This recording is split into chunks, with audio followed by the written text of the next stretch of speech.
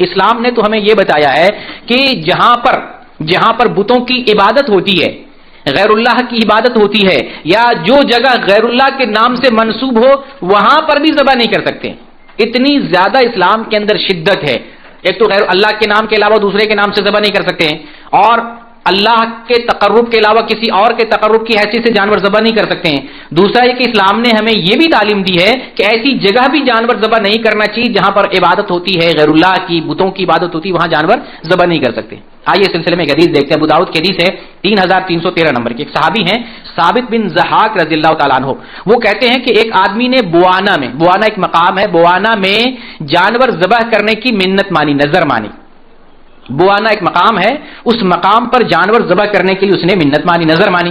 وہ آدمی رسول اللہ صلی اللہ علیہ وسلم کے پاس آتا ہے اور سوال کرتا ہے کہ میں نے ایسی نظر مانی ہے، کیا میں اپنی نظر پوری کر سکتا ہوں؟ تو رسول اللہ صلی اللہ علیہ وسلم نے سوال کیا کہ جس جگہ تم جانور ذبح کرنا چاہتے ہو، کیا اس جگہ عہد جاہلیت میں بتوں کی عبادت ہوتی تھی؟ کیا اس جگہ پر بتوں کی عبادت ہوتی تھی؟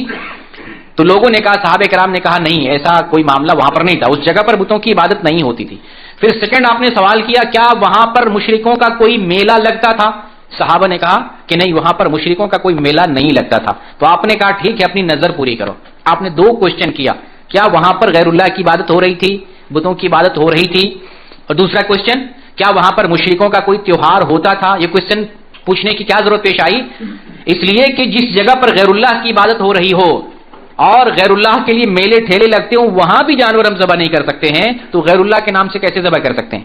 اور غیر اللہ کا تقرب حاصل کرنے کے لیے ہم جانور کیسے ذبح کر سکتے ہیں؟ آپ نے فرمایا کہ ٹھیک ہے، تم اپنی نظر پوری کر سکتے ہو، کوئی حرج کی بات نہیں، لیکن یاد رکھو جو اللہ کی معصیت میں نظر ہو وہ پورا نہیں کرنا ہے، اللہ کی نافرمانی میں. اس کی مثال ہم کیسے دے سکتے ہیں؟ جیسے کوئی آدمی منت مان لے کہ ہم پیر بابا کے نام سے جانور ذبح کریں گے، اس کو وہ حکم نہیں معلوم تھا، سماج میں جو کچھ ہو رہا ہے وہ نہ دیکھا دیکھی ایسی منت مان لی.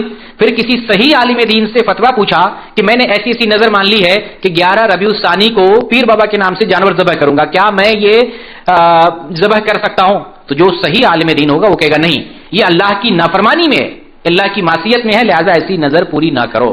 تو یہی یہاں پر آپ صلی اللہ علیہ وسلم نے فرمایا کہ جو اللہ کی معصیت میں نظر مانی جائے وہ پوری نہیں کی جائے گی. اور آپ نے یہ بھی فرمایا کہ وہ نظر جو انسان کے اختیار سے باہر ہے وہ بھی نہیں پورا کرنا ہے.